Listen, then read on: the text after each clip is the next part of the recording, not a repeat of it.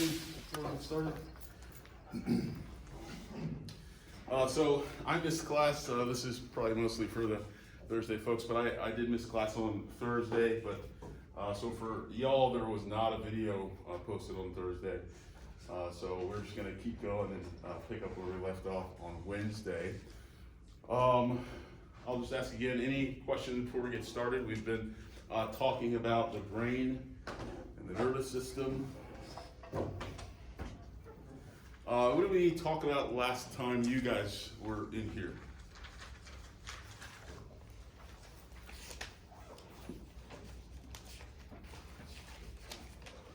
Yes, ma'am.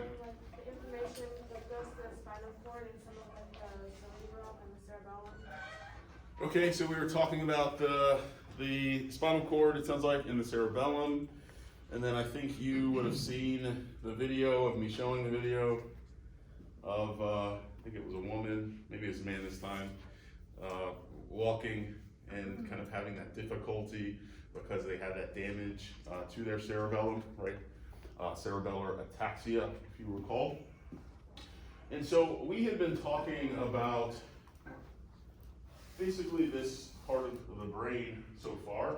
That is to say the hindbrain. Here you see it mostly excised, again including the thalamus, which is seated here in this kind of midbrain limbic region, but again really it has more of a hindbrain functionality again, because it's doing all this routing, right? It's kind of just telling information where to go in the brain. So today we're going to start talking about this midbrain section, is what I've called it in the past. Henceforth, you'll hear me refer to it as the limbic system. Probably written there, but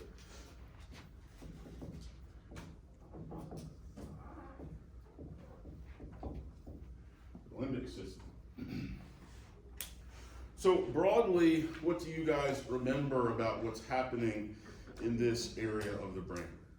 What did we talk about during those first couple days of class? What's going on here in the limbic system?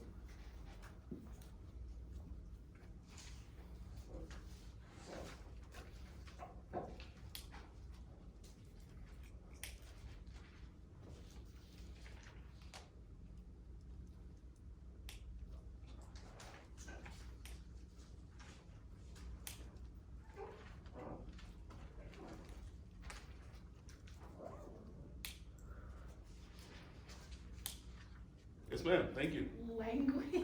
Sure. So maybe some parts of, we said not quite language, but Right. what was the word we used? It's a really great question. I appreciate it. Yes, ma'am. Communication. Communication, right? So we're going to talk about how language is used when we talk about this cerebral part of the brain, this cerebral piece. But in here, there are some aspects of communication, because what else is happening here? What's the broader piece of what's going on in the limbic system, in the midbrain?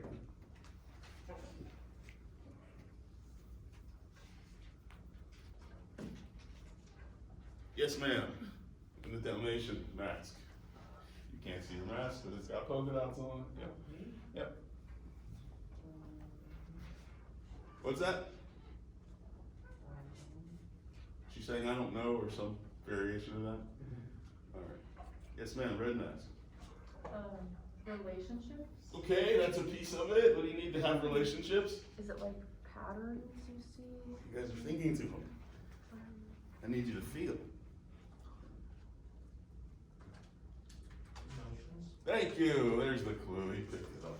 So we're talking about this part of your brain is the emotional area. Okay? This is the part of your brain that's handling those emotional pieces. If you watched Wednesday's video, it sounds like you didn't. If you watched Wednesday's video, you'll hear me talking about the fact that this part of our brain is kind of automatic. This is the part of our brain where we will do things automatically, controls our heartbeat, controls our reflexes. The part of our body that controls our reflexes is really actually deep down in our spinal cord. When we have a reflex, it doesn't actually reach our brain. That's how it happens so quickly. I'm not talking about instincts, I'm talking about reactions, right? So, or reflexes, like when the doctor hits your knee at the doctor's office to check your reflexes, that signal only goes up to your spinal cord and then back down into your knee because it needs to happen quick. And so the things that are happening in this kind of hindbrain area, in the brainstem and lower, these are going to be things that are happening almost out of your control, out of your consciousness, right? Breathing, heartbeat, reflexes, these type of things. These are going to be the things that are really automatic. And I spent some time talking about how as we go up in the brain, our reaction, our ability to process some incoming stimuli and then have a reaction to it, to do something about it, or to even feel or think a way about it, this gets slower as we move up the brain.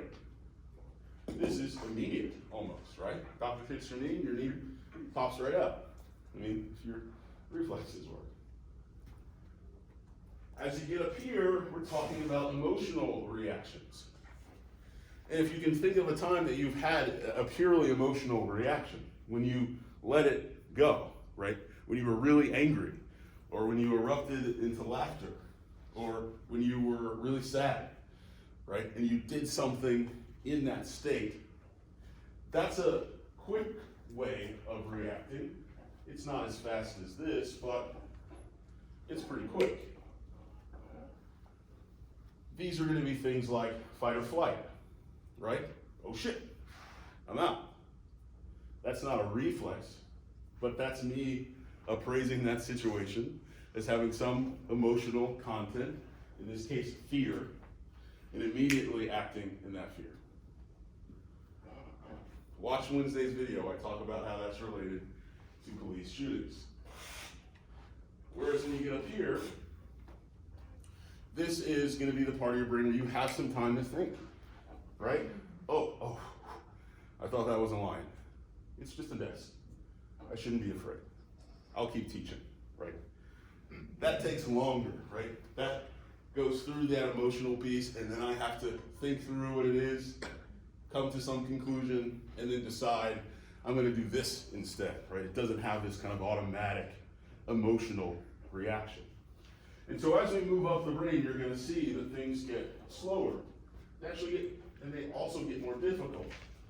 They also take more conscious effort, right?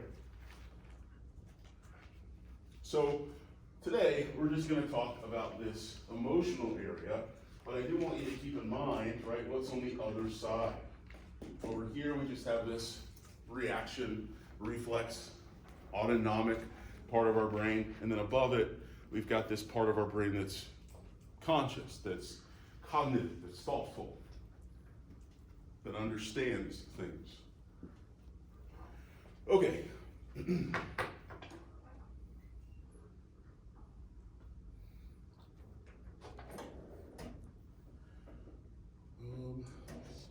This is the best picture of it.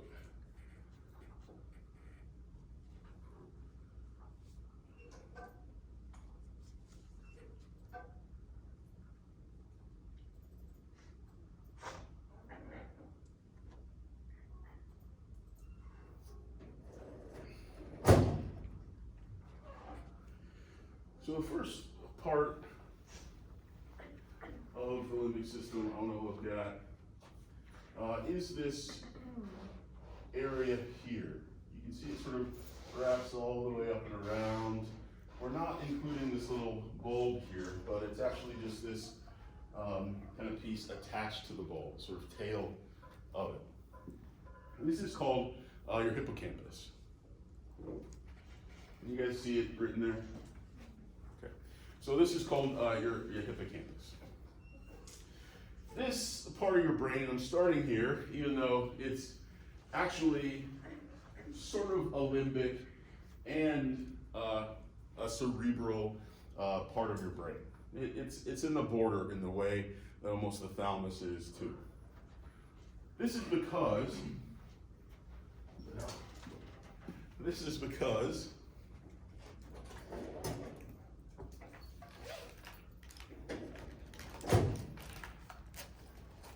this part part of your brain is used to encode short-term memories into long-term memories.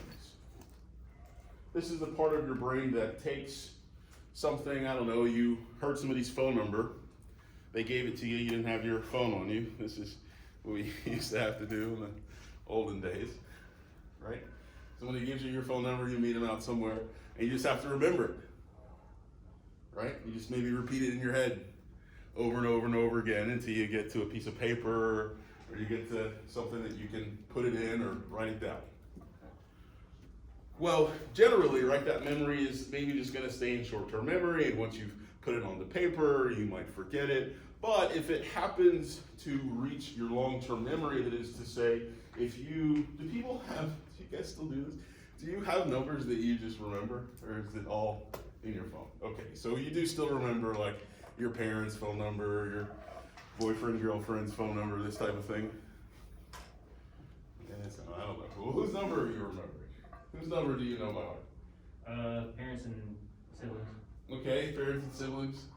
Yeah, I know parents, siblings, and some friends, because I was like the last one to get a phone, so if I ever wanted to text or call somebody, then I had to text them from my parents' phone, so I kind of had to memorize all my friends' numbers. Okay, so there is probably still, and I hadn't thought of this, there is probably still this time in your life where you just don't have a phone, and that's how you remember phone numbers, right? You're 10 and your mom's like, if you need to call home, this is the number. Some 10-year-olds have phones, but some probably don't. So what's gonna be doing that in your brain is your hippocampus. It's gonna take those memories, it's gonna take that short-term thing that you're maybe just rehearsing or that you thought you just needed for a little while, and then it's gonna imprint that actually into your cerebral cortex, that higher part of your brain, where we believe memories are actually stored. We'll talk about that when we start talking about that cortex, but the part that gets it up there, again, is the hippocampus. Here's my question. Why is it that the part of our brain that deals with memory, now we haven't talked about the other structures, but you don't need to know that yet. Why is it that the part of our brain that deals with memory is in the emotional part of our brain? Why is it there and not in the thinking part of our brain? Yes, ma'am. It's because, like, the stuff we remember depends off your emotions. So you're saying the stuff that you remember is dependent on your emotions? Yeah, like, the certain situations you feel a type of way, so, like, you might remember how you felt that day, and you remember, like, all the stuff that happened because of how you felt. Okay, so I think I heard you say if you have some feelings about something, part of that memory might also be how you felt about that, like what led up to it, what made you feel that way. Is that right? Good, you're on the right track. Yes, ma'am. Is it like because we remember things, like say if it's for like fear, you remember that because you have a fear associated with it, so you won't like go back to that if it like is something you're afraid of? Very good. So you're saying there may be some practical piece to this of if something is really frightening, if something is really fear-inducing, that we need to remember that, maybe for some safety. Is that right? Mm-hmm. Very good. I'm gonna ask a couple of people, so if you have one, maybe put your hand up, or it's not going well today, so I'll just pick on you.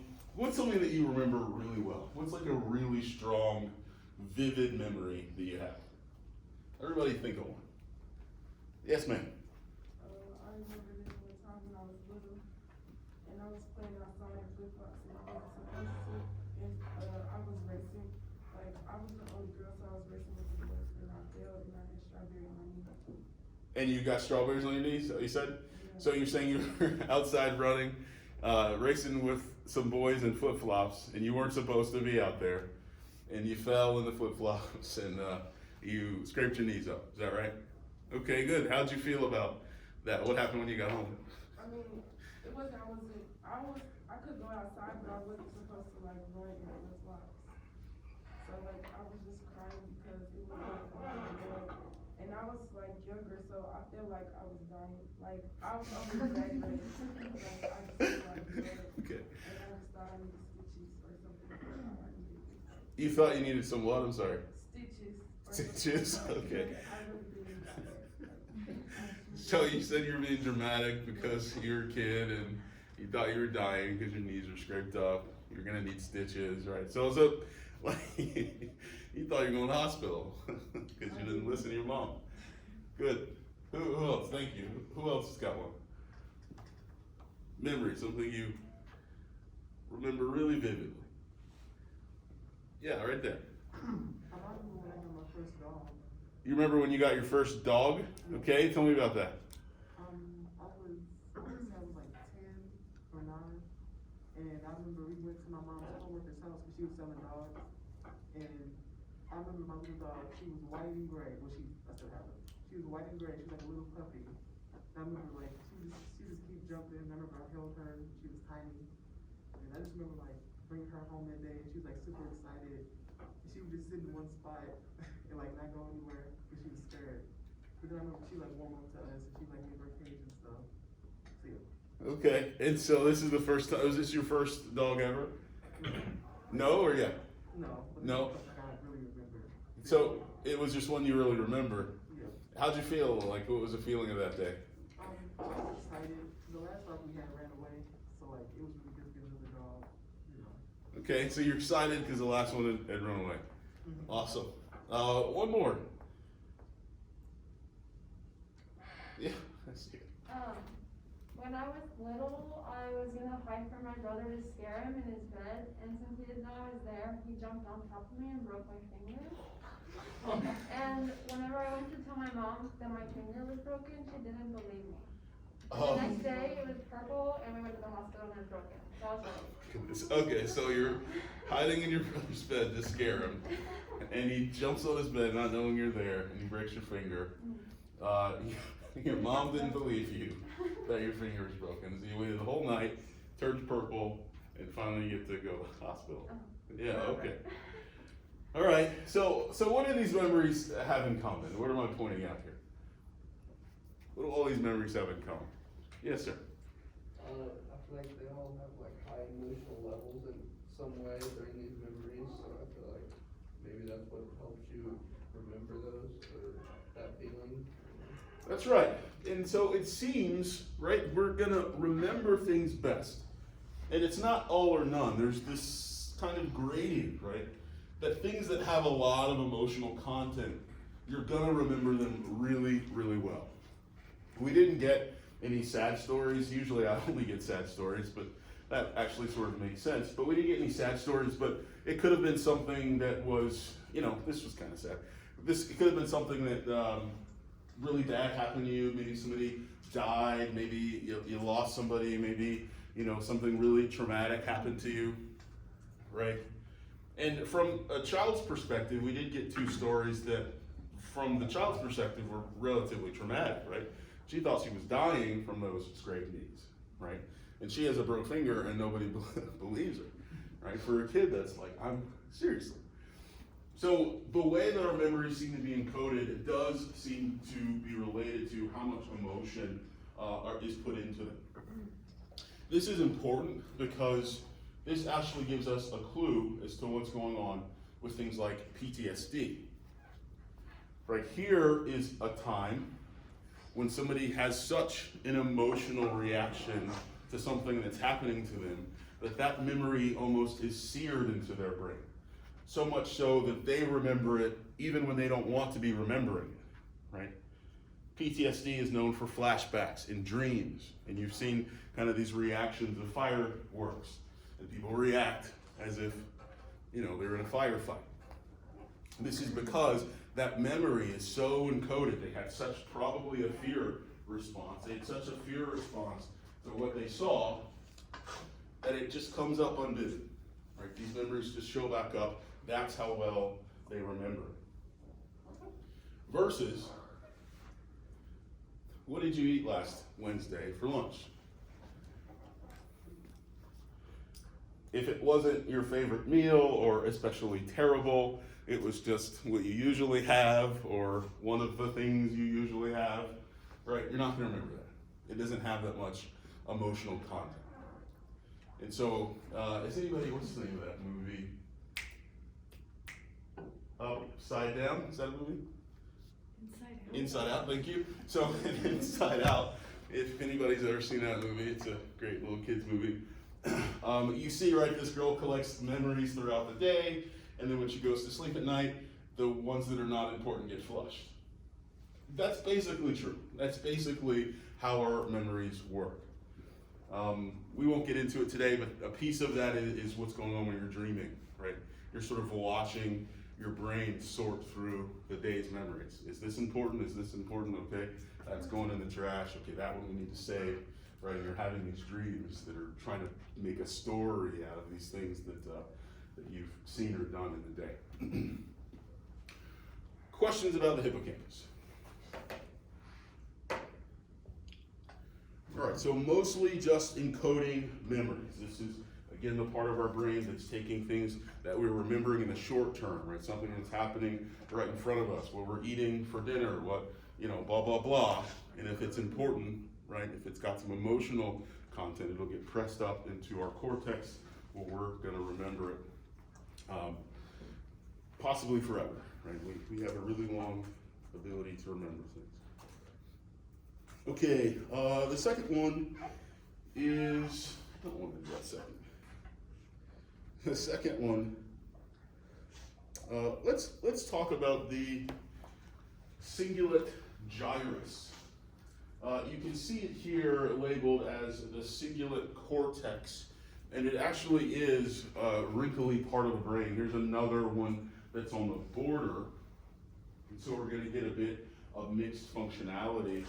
This also has to do with memory, but this isn't storing memories. This is a place where we're going to be accessing memories. What types of memories do you think we're going to access from here? Yes, sir.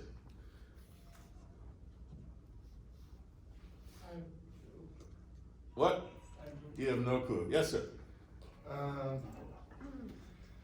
I don't know, maybe traumatic ones. Okay, yes, just bring it down a little bit. Muscle? No. Long Yes. Yeah. Short term? No. Long term? What? Long term memory? No. Yes. Like maybe where things are, like you need to go somewhere, like locations. No, it's all contextual here, folks. These are going to be specifically emotional memories. These are going to be specifically emotional memories. Well, we remember stuff that's not emotional, right? I did go through and just talk about how emotion helps us remember things, but we remember stuff that's not emotional, right? Where'd you park your car? Sometimes you forget that, but right, you can remember. You can remember stuff that doesn't necessarily have any emotional content. But this Cingulate Gyrus, this Cingulate Cortex, this is going to be where we store memories that help us come to some decision, that help us make a decision. So this is a bit of a blend of making an emotional decision and making a cognitive or thoughtful one. This is your choice to, hey, last time I walked down this street, I walked past 4 people who tried to pickpocket me. And that was really scary for me. I've never been pickpocketed before. And so this time when I walk down the street, I'm gonna walk on the other side of the street. Or this time when I go to the place, I'm gonna take a different route, right? And so there's this emotional content, but you are making a thoughtful decision. You may come to the wrong conclusion, right? You may still make a decision that's too emotional, so to speak, that's not as thoughtful as you would like, but it's not this kind of, whoa, I'm running from the lion. It's sort of, oh, I heard there's lions over there, I'm not going in there. This makes sense, this distinction, right? So it's gonna be this piece of memory, but also this piece of emotion, but also this piece of decision making, right? We're tapping into emotional memories to make decisions into the future. It's a part of the brain, you can see, that's the frontal lobe, and that's the part of the brain where we tend to make plans. Again, we'll talk about that when we talk about the cortex, but that's that relationship. All right, just to get it out of the way, I find it kind of boring. Here's the thalamus. It takes up a lot of space, but again, it really is just routing information It does route specific information. That is to say, it routes sensory information. So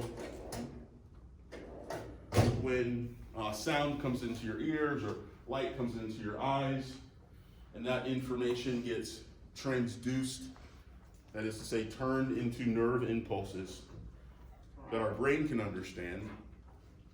Well, now it's going to go, those nerve impulses are going to go containing light information, are going to go to the thalamus. The thalamus is going to say, oh, that looks like light information. Let me send this to the part of the brain that processes light. That is to say, our optical cortexes. Does this make sense? Going to do the same thing for sound, going to do the same thing for taste.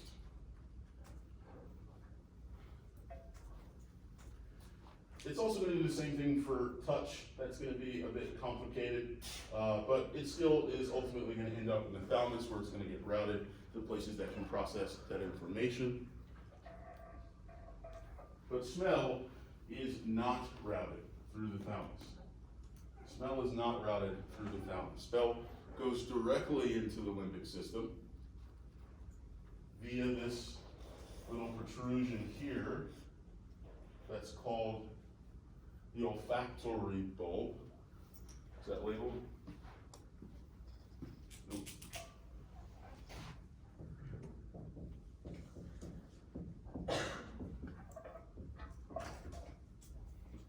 The olfactory bulb. Olfaction just means smelling. So your nose is right here. Smell goes in and up to this bulb. This goes right into your limbic system. This is why we think smell, in particular, of all our senses, has this weird emotional resonance, right? In the way that other senses, even our stronger senses of sight and hearing, don't seem to have. We're not very good at smelling as humans, but we do seem to have this emotional reaction, right? You smell something that reminds you of someone or reminds you of a place or a time, and that kind of feels a way, in a way that seeing it doesn't make happen. Questions about the thalamus? I'll watch it.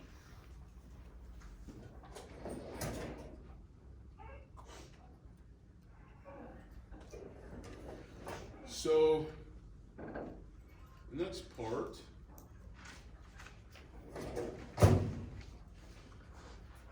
let's do some of the more interesting ones, is the amygdala. These are these two little bulbs here that are attached to the hippocampus.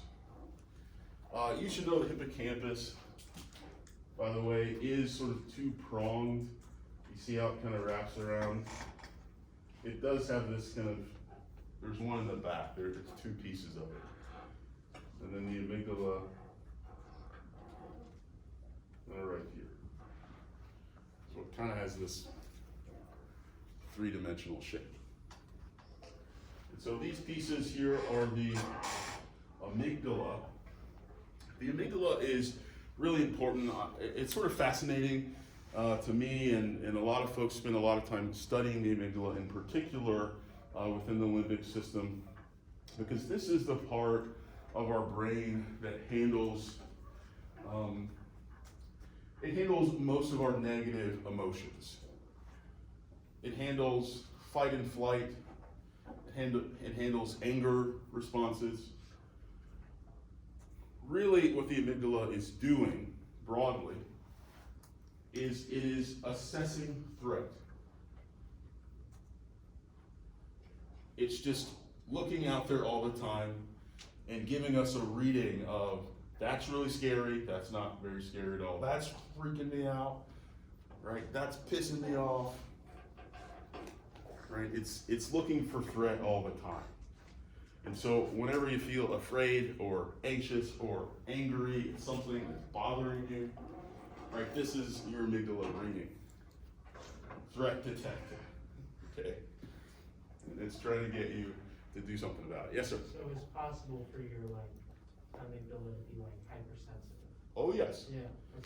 What do you think? Pettiness. Say what? Pettiness. Pettiness? Would that be associated, I mean, cause like, looking at everything, it's like something to be feminine guy. Sure, so, you know, oh, you're attacking me, this person. Yeah, right. Would that be I don't know. It depends on how genuine that is, right? So sometimes that's just the thing you're saying for attention. Other times, you know, everything is offending you. You are maybe oversensitive, so to speak, such that things do really bother you and do maybe feel like a threat, and so you are feeling attacked. And if you are having that feeling, it can come from no place but the amygdala. Right?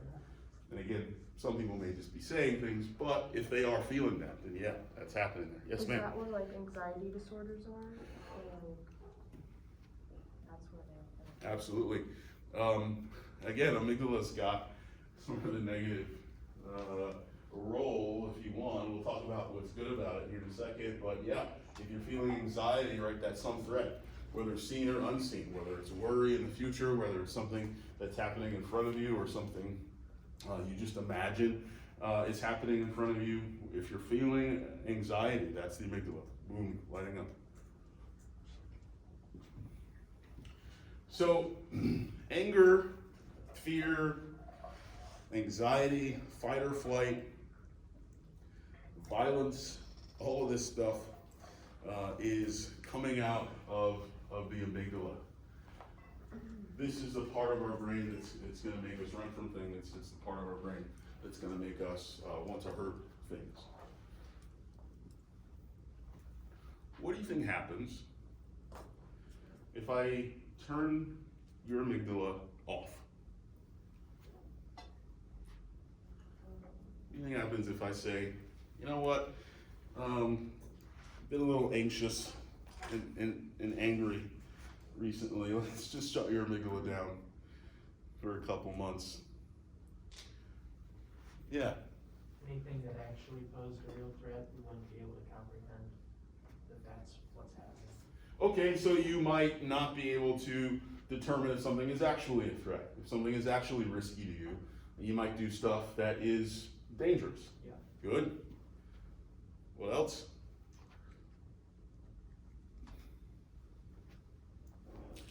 There's this interesting disorder that forms.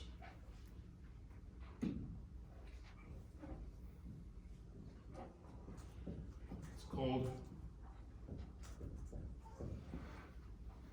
Hoover UC. Oh God. Hoover-Bucy syndrome.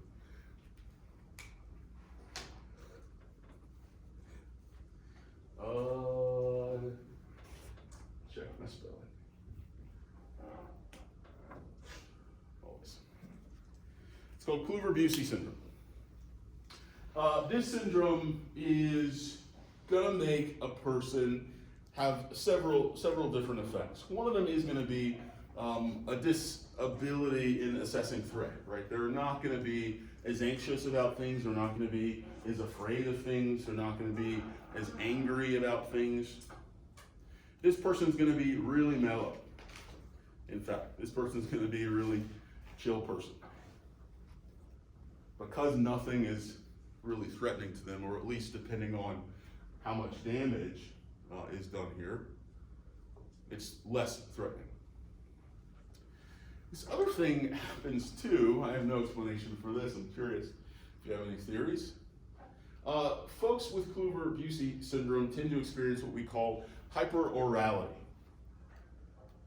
Freud would call that an oral fixation. That is to say, they seem to just want to put things in their mouth all the time. So they're going to be biting their nails, they're going to be chewing pins, they're going to be doing all these things that we associate with some type of oral fixation, right? Candy, gum, cigarettes. Hyperorality on this really chill person. And then also a hypersexuality. And not necessarily in terms of libido, that is to say, they're not necessarily, quote, in the mood more, but what you do see is that they tend to have really low restrictions on the types of things that they do when they are in the mood. So one of the more famous cases was this guy who, it may be named after him, don't quote me on that, but one of the first folks to have this syndrome was, normal family guy, had this thing happen to his brain, I believe it was to some sort of disease, comes home from any type of treatment he was having, and proceeds to start hitting on his daughter, making passes at his daughter.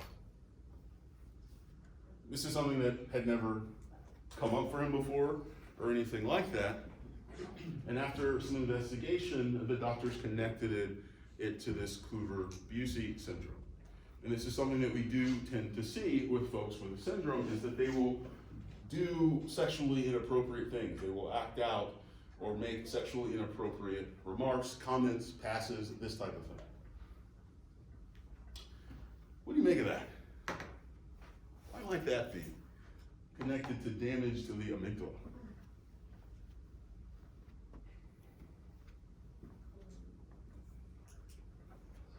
It's your Freudian hat, son. Yes, sir. Well, they can't assess the threat that comes with doing that kind of thing, so maybe that's why they're not worried about hitting their daughter. They don't. That's not great, So they can't assess the threat. I like that. Yes, sir. I'm guessing they don't have that, they don't have the fear of the social repercussions. Right. This is interesting to me, right? That something that the amygdala seems to be assessing that isn't just there's a lion in the room or, oh, there's a snake, is also social threat, right? Some of your superego seems to be in your amygdala. Don't do that. People will laugh at you. Don't do that. People will ridicule you. Don't do that. Your wife will divorce you and put you in jail, right? The amygdala seems to be holding some of these things at bay. And so while, of course, this guy's gonna be really chill and he's gonna not really be feeling any threats, one of the things that he's not gonna be able to assess, in addition to, hey, let's go pet that lion, is that sexually inappropriate things, or things that we know or regard as sexually inappropriate, probably shouldn't be expressed out loud in most settings. Hoover-Busey syndrome. Any questions about that? Yes, sir. What is the main way to get damage to your amygdala to get that syndrome? Good question. So it can be a lot of different things, but basically either injury, so it's pretty deep in the brain, but still some kind of strange injury could maybe just hit that part of your brain, something pierce your skull, etc. Or disease, some type of something eating away at it, usually. So it's not common, but that's what it looks like when it happens. So, some of the interesting things about brain science are we really tend to understand the brain by watching it break, not breaking it ourselves, but having somebody come in and we see, oh, they've got some damage to this area, or they've got some disease in that area, and then we notice some unusual behavior that they start doing, or some behaviors that they seem to not be able to do anymore. Good question.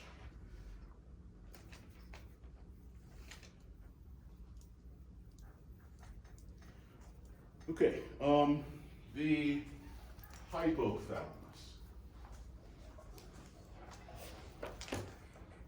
It's not particularly shaped like anything, right? It sort of just looks like the negative space there, right? It's just kind of this section that's really the cutout of everything around it. And yet, it's the most important part of your limbic system. We call the hypothalamus the seat of all emotions.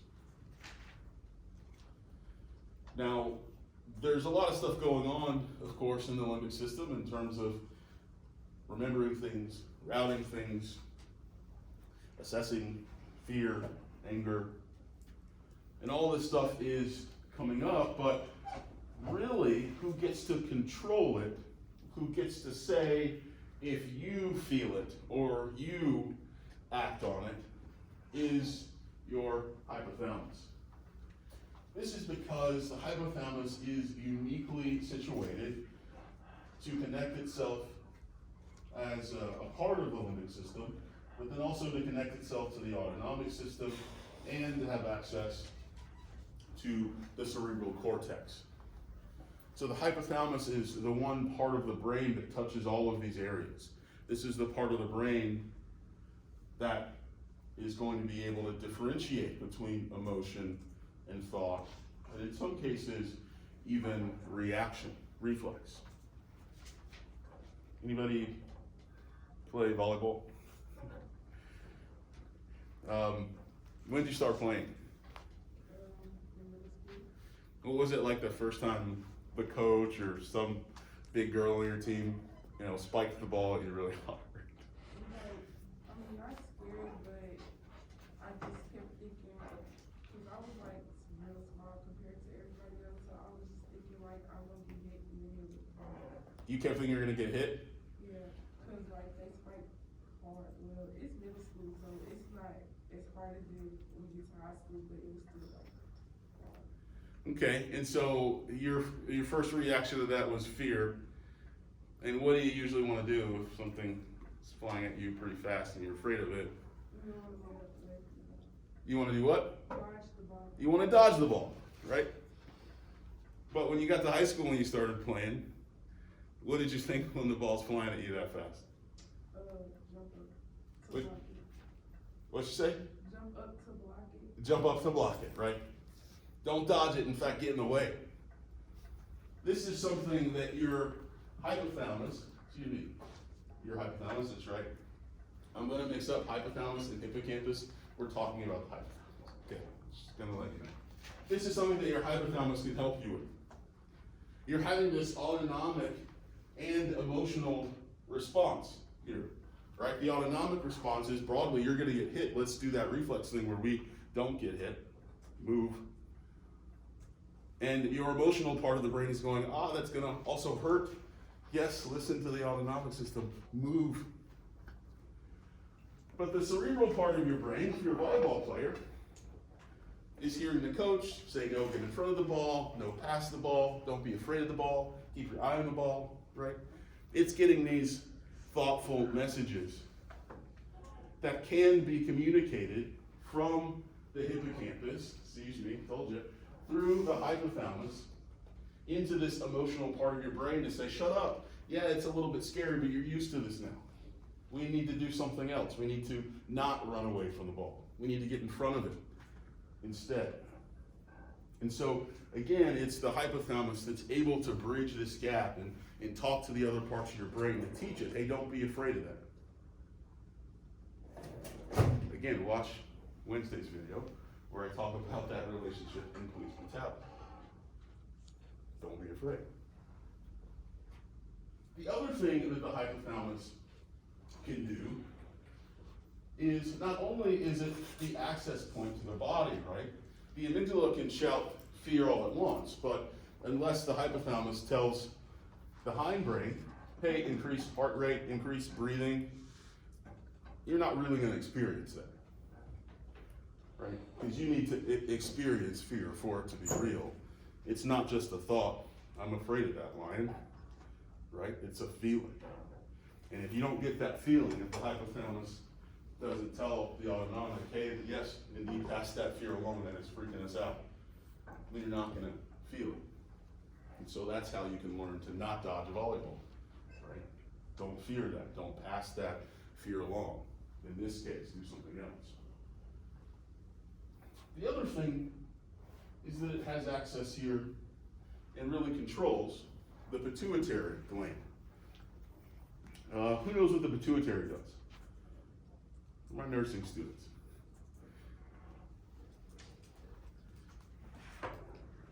Pituitary is the seat of your endocrine system.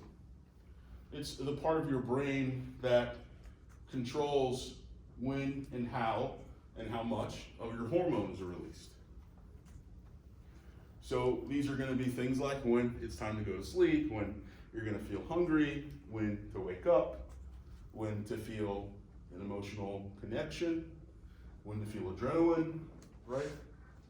All of these things are controlled by the pituitary gland, again, which is controlled by the hypothalamus. So it's got these two ways of influencing your emotions, right? By the way, it is doing some work itself. It is itself determining things like when you're hungry. It is itself determining things like when you're turned on. So a lot of the kind of positive emotions, happiness, are going to come out of the hypothalamus itself, and again, pass that information down. But it's also got this secondary way, which is through the bloodstream and the pituitary gland, to influence how you're feeling, right? We do include hungry and horny as feelings. So the hypothalamus is also connected to that. Questions?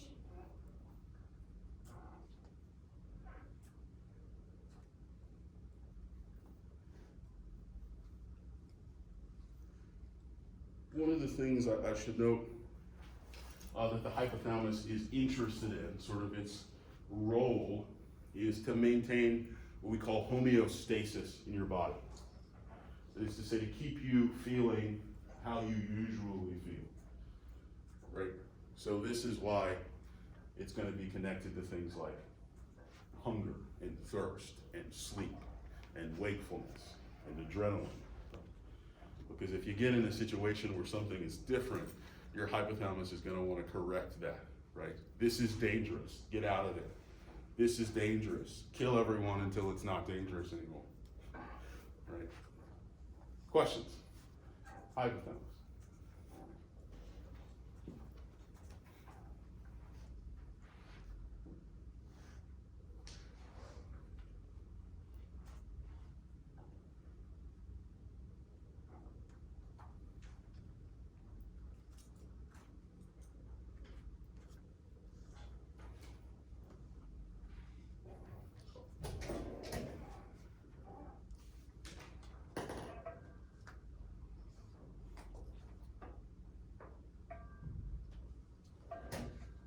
Okay, let's do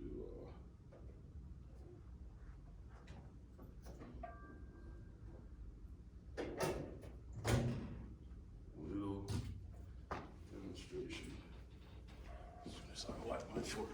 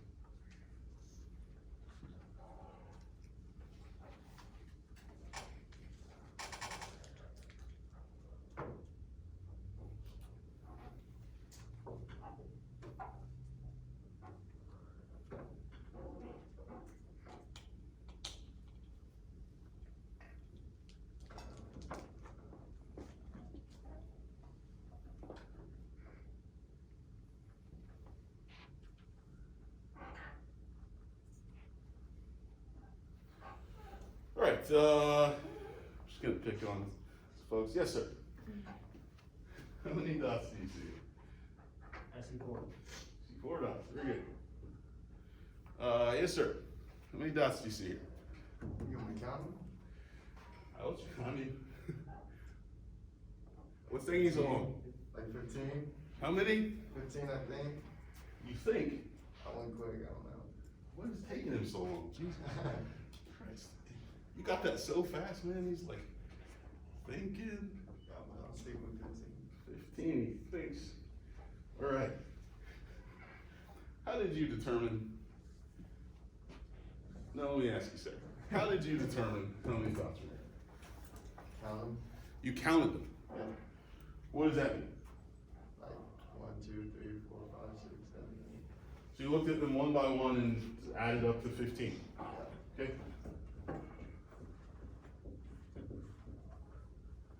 You count these? Yeah, but in twos. You counted them in twos? A little bit quicker, yeah, so two up top, two and bottom, pieces together. So you counted 2 and 2 or something. 2 and Yeah. 2. Yeah. Yeah, so counting. You did count. Anybody not count those? How did you know? I just thought about a dice, it was just four dice. You say what? I thought about a dice, like, it's just, I mean, it doesn't look just like a dice, but like, it's just four dice. You recognized it as like 4, like on a dice. Anybody else not have to count these? Yes? I just kinda looked at it, I don't know, it was an immediate, like, that's cool. You sort of just knew it was 4. Yeah, I don't know what, I just immediately, there was just that comprehension. Yeah, right? Same? No, yeah, the same thing. Oh, me? Yeah.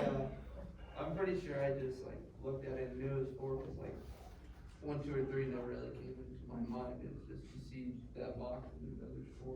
You just saw 4. Right. That was me the 15, just looked at it and figured No, it out. I'm wondering, what's wrong with you? You couldn't see 15 dots here? You couldn't just go 15. They could see 4. It's too much. Oh, man. Senior, right? What? Senior, right? Junior. Oh, okay.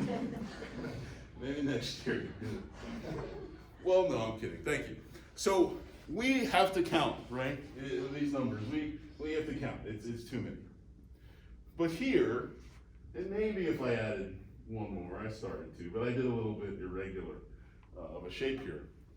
If I did if I did this, you get it. But here, you don't have to count, right? You can just sort of see that. That's weird, huh? That some numbers you can just see, and you've known this about yourself, but maybe you've never thought about it. But there gets a point where you can't do that, right? It probably stops at the shape of 6 in the dice shape, right? Even if I did it a little differently, you might have some trouble. You might have to count those. Or maybe, like our guy said, right, count them as units of different sets of numbers. This process is what we call subitizing.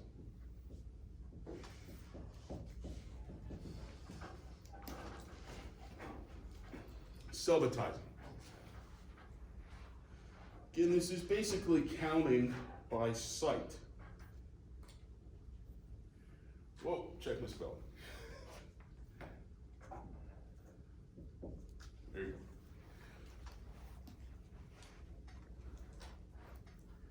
So how do we do this? This is the difference between something in your brain, something that your brain does called parallel processing versus serial processing.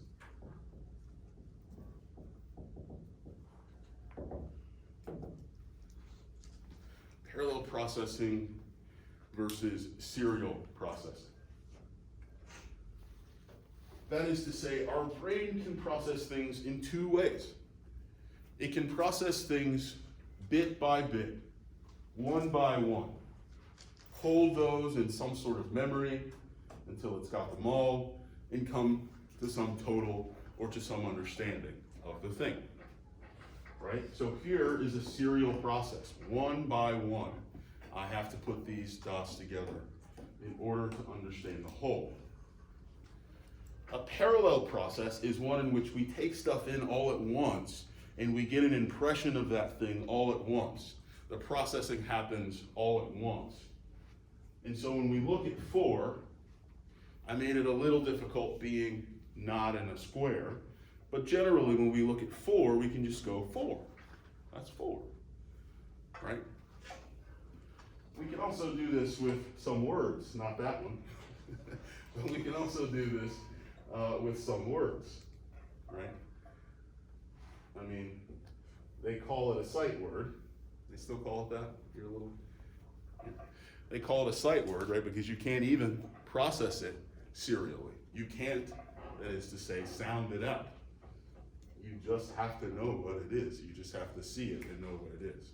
This again is a parallel process. Yes, sir? It's kind of like the one thing, I don't know if you've seen those, things where as long as like the first letter and the last letter are at the same points or whatever, that you can like read what a word says. Right.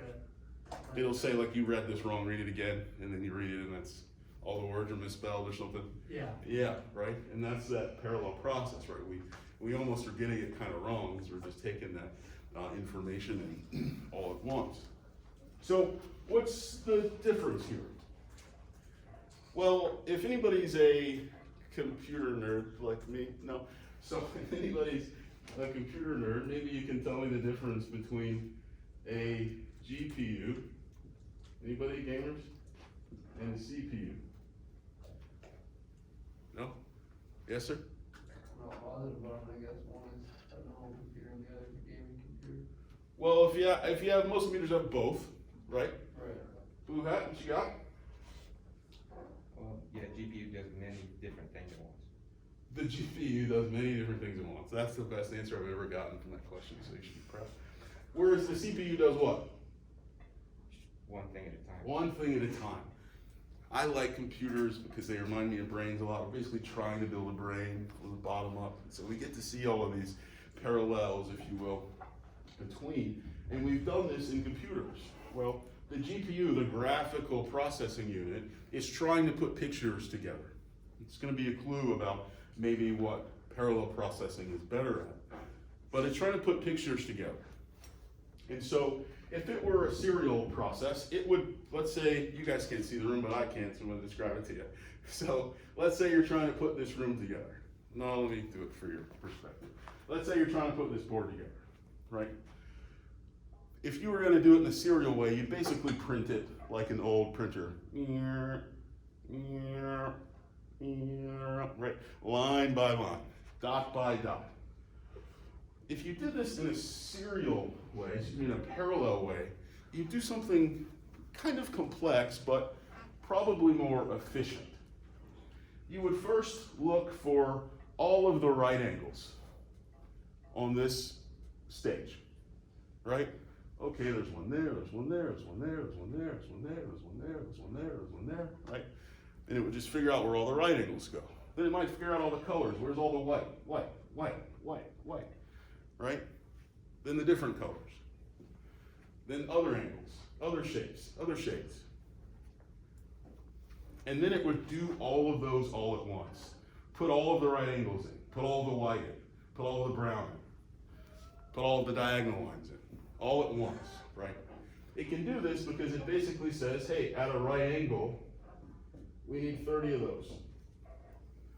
Instead of drawing each right angle 30 times, it just remembers 30 by each coordinate, right?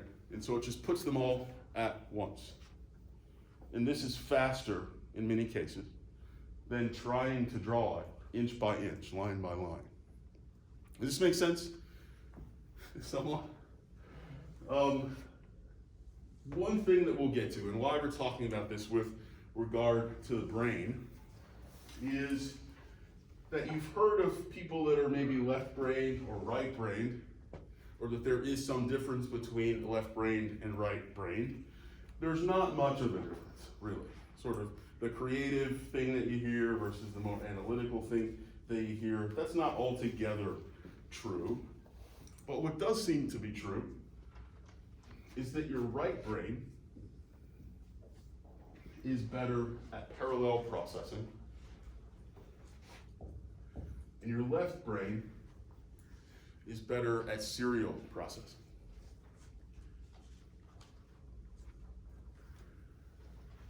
Guess which side of your brain language lives on?